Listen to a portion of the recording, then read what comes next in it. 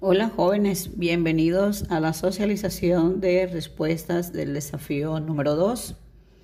Reciban la más cordial bienvenida de la maestra Carmen Consuegra.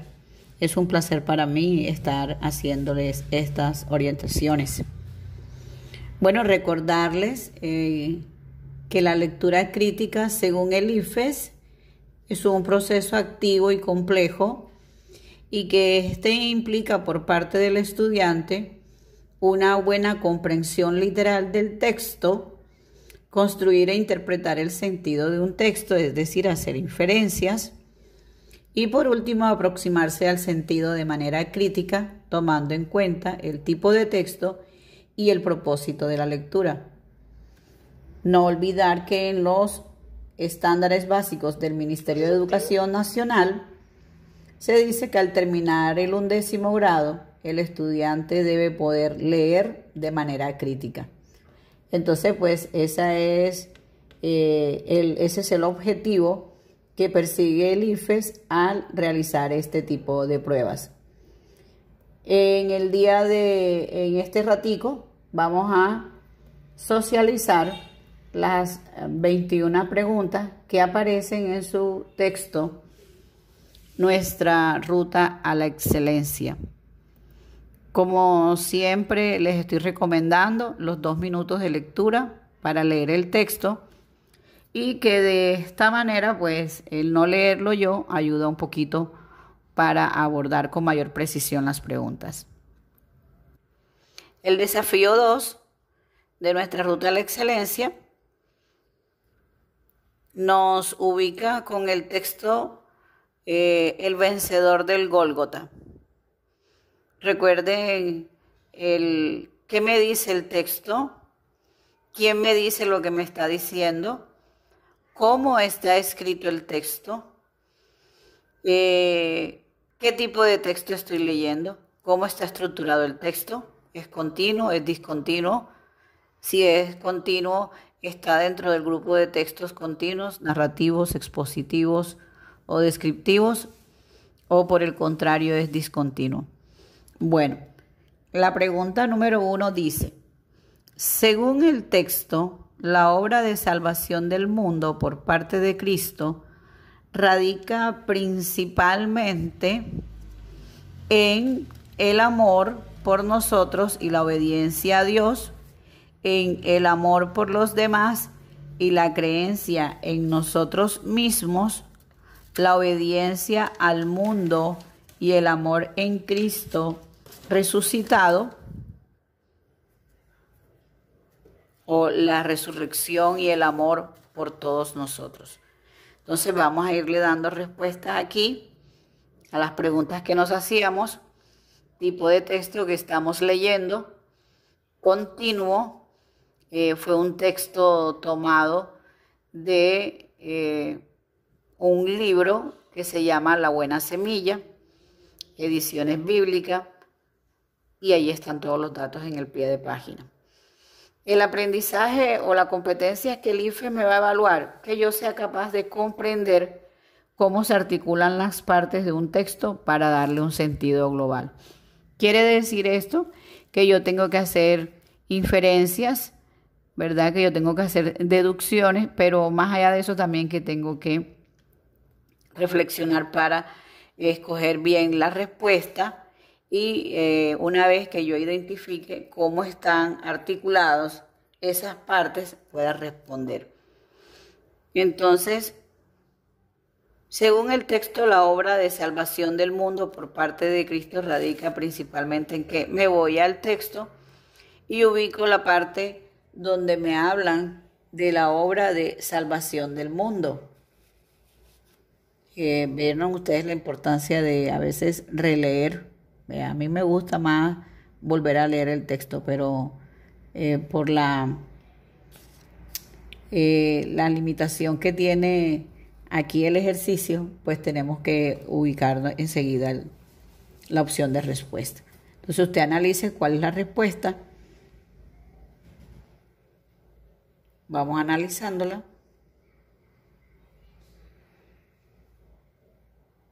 Entonces dice: el vencedor del Gólgota El primer día de la semana, unas mujeres piadosas madrugaron para ir al sepulcro del Señor Jesús.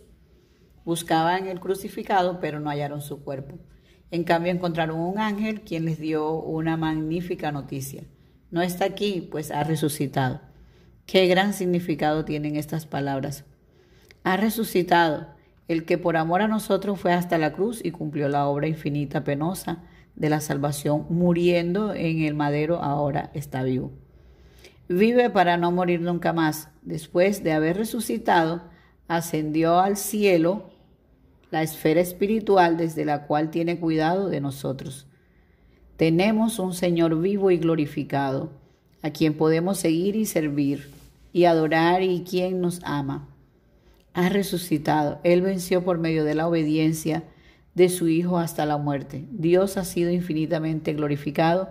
Jesús satisfizo todas las exigencias del santo y justo Dios. Todo está cumplido. Por eso Dios lo resucitó. En el Gólgota, Cristo venció al pecado, a la muerte, al diablo y al mundo. Entonces, según el texto, la obra de salvación del mundo por parte de Cristo radica principalmente en el amor por los demás y la creencia en nosotros mismos, en la obediencia al mundo y el amor en Cristo resucitado, la resurrección y el amor por todos nosotros.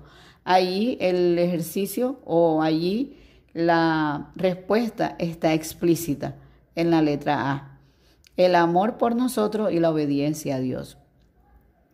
Según la estructura y contenido del texto, se puede deducir que el anterior es un texto que expresa la postura del autor frente a un acontecimiento.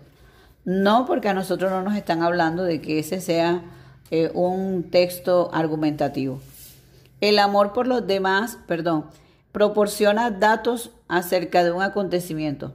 Sí, ¿verdad? Cuando nos dicen el primer día de la semana y cuando nos dicen cómo venció la cruz, cómo fue llevado, hacia dónde, etc. Esa puede ser la respuesta. Explora a cabalidad un tema específico. Ahí no nos están diciendo que vamos a mirar cómo fue el proceso de obediencia de Dios, de Jesucristo hacia Dios, o la obediencia de los hombres hacia Dios. Plantea una hipótesis y ya dijimos que no hay una postura frente al texto, entonces del autor frente a lo que aconteció. Por supuesto que no hay el planteamiento de una hipótesis. Así la respuesta es la B.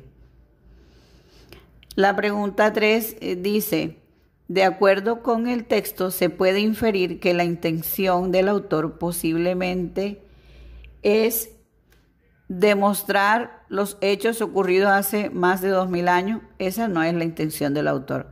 Analizar las razones por las cuales el hombre necesita salvación. En ninguna parte del texto deja entrever que el hombre necesita salvación. Habla de cómo Jesucristo ascendió a los cielos. Evangelizar a todos aquellos que necesitan conocer a Dios. Para nada el texto nos habla de eso. Dar a conocer las razones por las cuales se debe seguir a Jesús. Esa es la respuesta correcta. En la pregunta 4 a la 9 la vamos a resolver con la información que nos deja un texto adaptado de Sabadell Miguel Ángel, Líos de Familia, tomado de la revista Muy Interesante. Dice la pregunta 4, para el autor el amor o el enamoramiento son. Entonces, seguimos con texto continuo informativo, ¿verdad? Identificar y entender los contenidos del texto. Entonces, el autor dice que las bases fundamentales, el amor o el enamoramiento son las bases fundamentales del amor y de la familia. Ahí no nos habla nada de eso. Amenazas al respeto y la solidaridad, tampoco. Ideas solo recientes vinculadas al amor, al matrimonio y a la familia. Entonces nos vamos aquí un momentico al texto, ¿verdad? Cuando dice punto suspensivo, al contrario de lo que solemos creer, la imagen del marido trabajando fuera de la casa y la mujer haciéndose cargo de la misma es un producto reciente de los años 50. Para el autor, el amor o el enamoramiento son ideas solo recientemente vinculados al amor y a la familia. Aquí vamos para conocimiento propio de la lengua, ¿verdad? Es decir, me van a evaluar la parte escritural. La función del conector, sin embargo, del último párrafo, tiene que ver con que sirve para qué, o sea, cuál es la función para introducir. Fíjate que si aún así yo no comprendiera lo que dice el texto, simplemente si conozco el concepto de para qué o cuál es la función del conector, sin embargo, yo no pierdo el tiempo, entre comillas, leyendo cada una de las opciones de respuesta, sino que enseguida me voy a la que dice contrastar la información anterior sin llegar a invalidarla. Porque me están preguntando por la función del conector, no me están preguntando por más nada, ¿verdad? ¿Y cuál es la función de ese conector? Es un conector de contrastación. En la pregunta 6, el tercer párrafo del texto, nos vamos al tercer párrafo del texto, ¿verdad? Párrafo 1, en nuestra sociedad, párrafo 2, para las élites, y párrafo 3, que el matrimonio no se basara en el amor. Recuerden lo que ya comentaba yo en el primer desafío. Me están preguntando por el párrafo 3, me voy solo al párrafo 3. Que el amor no se basara, que el matrimonio no se basara en el amor no quiere decir que las personas no se enamoraran. Punto suspensivo. Una idea tan radicalmente nueva exigía un vocabulario especial. Entonces dice, en el tercer párrafo del texto presenta un paralelo entre las concepciones del amor y el matrimonio en la China tradicional y en Occidente. No. Demuestra que en China el enamoramiento entre esposos era una amenaza al respeto y a la solidaridad de la familia. No. Sintetiza las razones por las cuales en algunas culturas el enamoramiento y el matrimonio se consideran incompatibles, o provee un ejemplo de que la asociación entre el amor y el matrimonio no es algo propio de todos los tiempos y culturas. Respuesta correcta, D. ¿Cuál de los siguientes enunciados apoya la idea de que el amor maduro y sincero siempre ha sido considerado como la base de la familia? En los años 50 se produjo una marcada distinción entre los roles masculinos y femeninos en la familia. Esa no es la respuesta, entre otras cosas, porque dicen que en los años 50 apenas fue que surgió el concepto de amor y el concepto de familia. La idea del amor como razón que ha de llevar al matrimonio surgió con el movimiento romántico en el siglo XVIII. Es probable. Ambos miembros de la pareja deben poner mucho empeño para que el matrimonio se sostenga. Esa no puede ser contemplada porque, entre otras cosas, no se tiene en cuenta en el texto. Y el matrimonio se consolidó en el siglo XIX como la principal forma de institucionalización del amor conyugal. Entonces, esa respuesta tampoco es. Así las cosas, la respuesta es la B. La idea del amor como la razón que ha de llevar al matrimonio surgió con el movimiento romántico en el siglo XVIII. ¿Qué implicación sobre el matrimonio entre los fulbes africanos puede derivarse a partir de lo dicho por el autor? Que en esa comunidad no sucede que haya amor entre esposos, que es una comunidad, que en esa comunidad el amor no es una condición necesaria para el matrimonio. Yo me voy allí, me remito a la parte del texto donde me hablan de los fulbes africanos, ¿verdad? Y puedo observar que la letra C, la cual dice que las mujeres de esa comunidad sienten temor a enamorarse de sus esposos, no es, y que las mujeres de esa comunidad no ven su amor correspondido por sus esposos, tampoco es. Así las cosas, la respuesta es la letra B.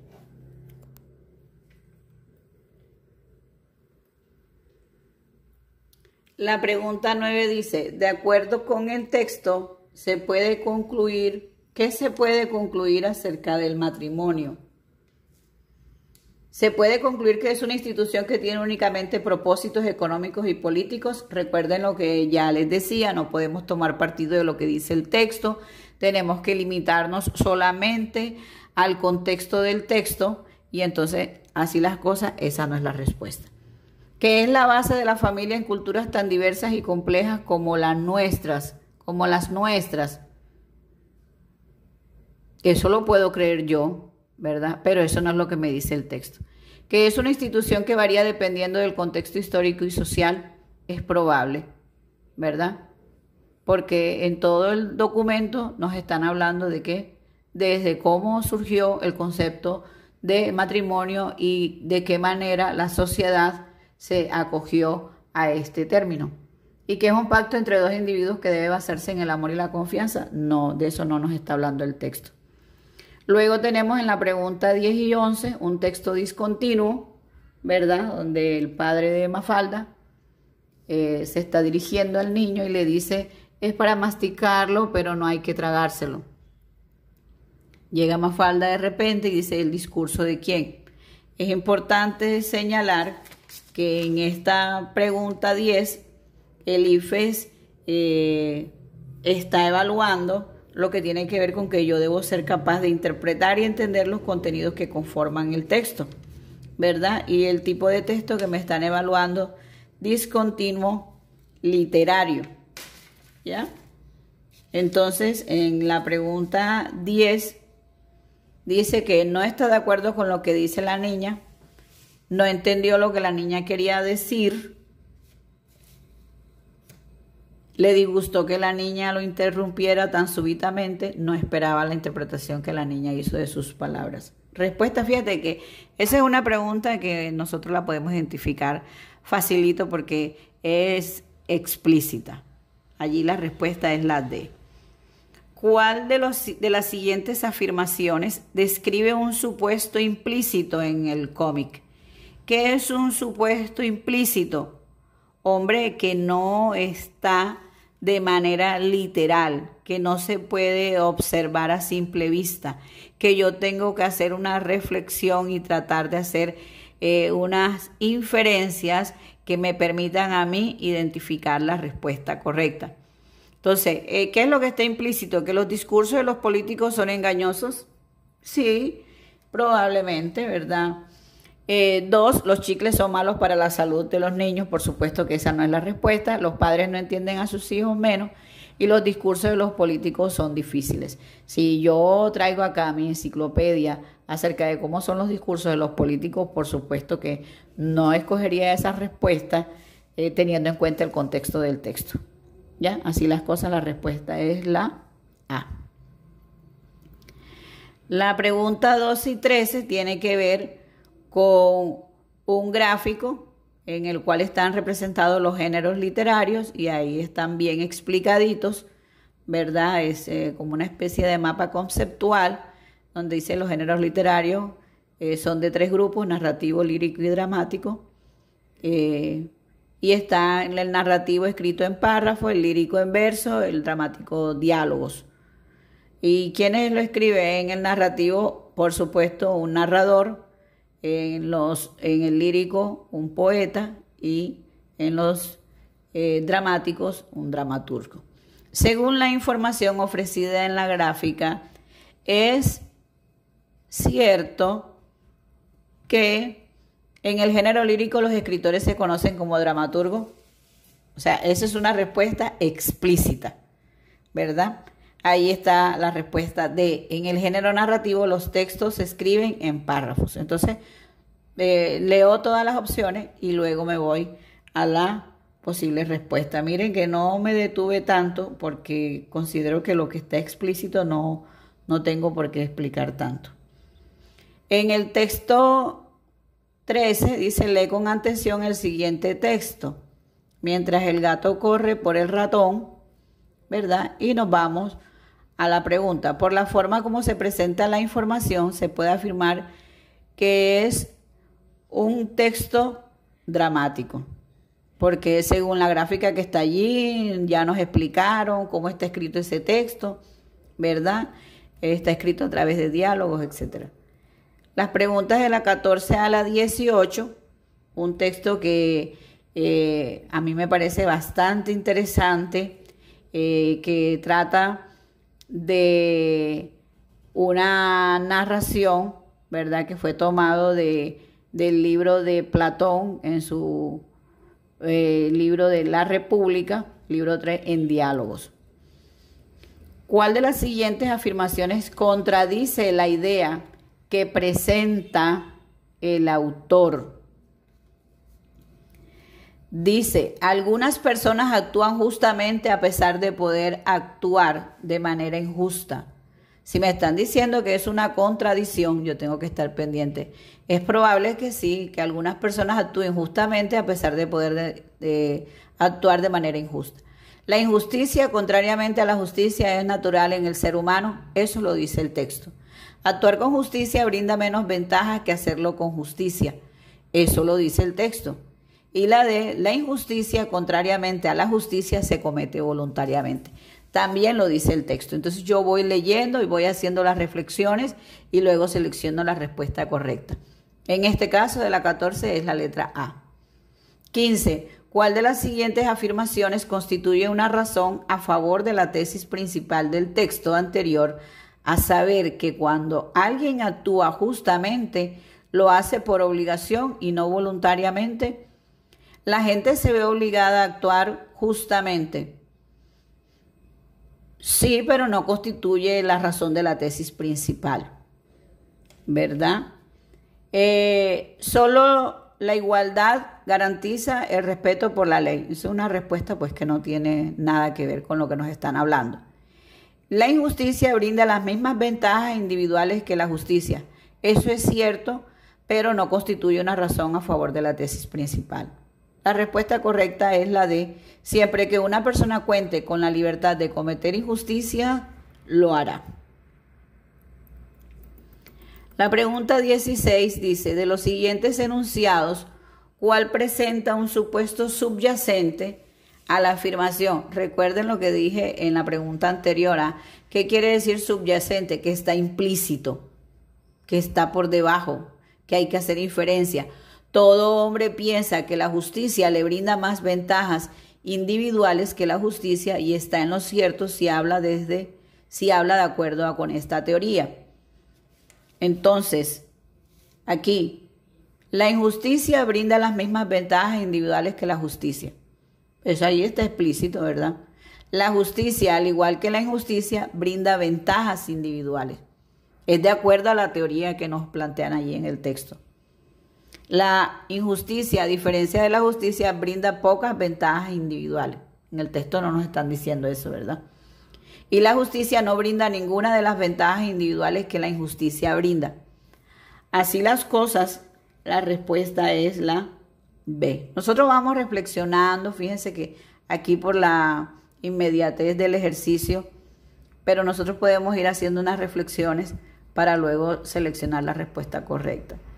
En la 17, ¿cuál de las siguientes afirmaciones sintetiza adecuadamente las ideas contenidas en el primer párrafo? Entonces, dice, el que alguien sea justo es un deber que se deriva de la conciencia moral que tienen todos los hombres.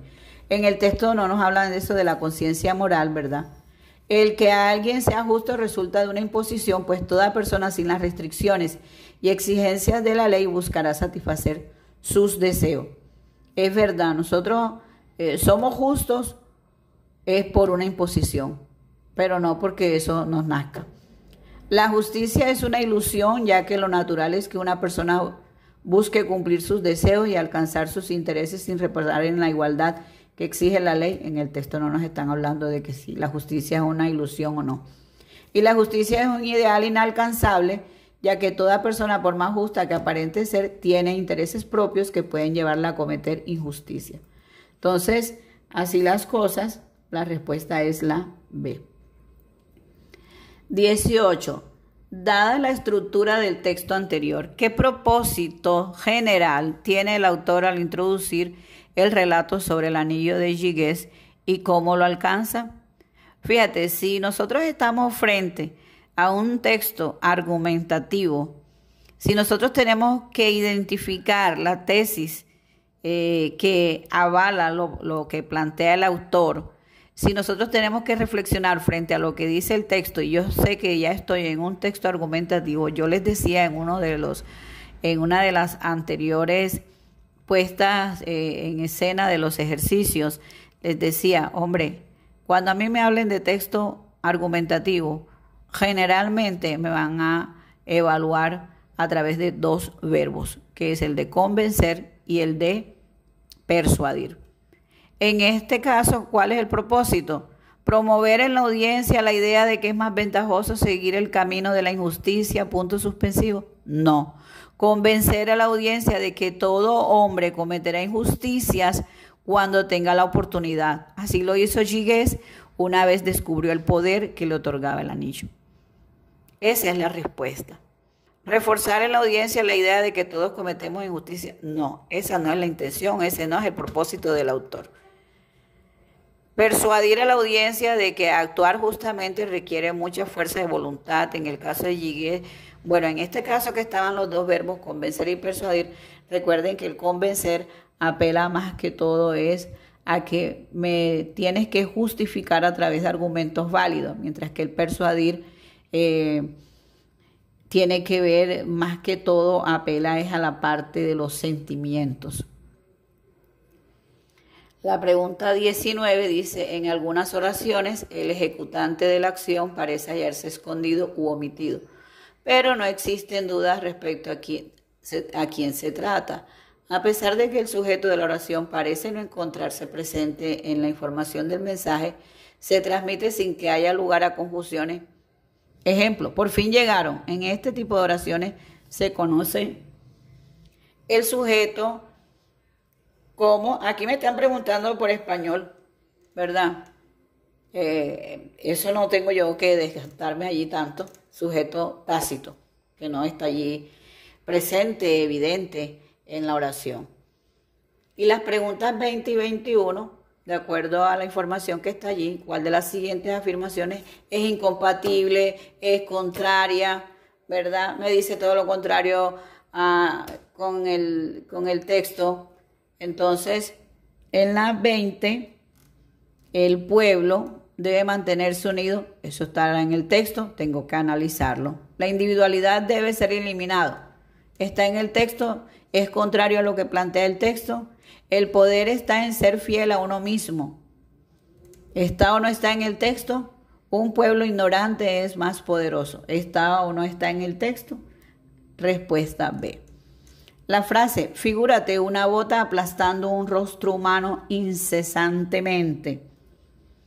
Entonces el verbo allí de alguna manera me ayuda, ¿verdad? Figúrate una bota. O sea, cuando me están diciendo que me figure, ¿qué es lo que estoy haciendo yo? Estoy llevándolo como a una manera de representación, ¿verdad? De lo que está ocurriendo allí. Figúrate una bota aplastando un rostro humano incesantemente. Explica los planes para el futuro del régimen, ejemplifica las ideas transmitidas al pueblo, expone al verdadero propósito del sistema de gobierno, ilustra, ¿ya?,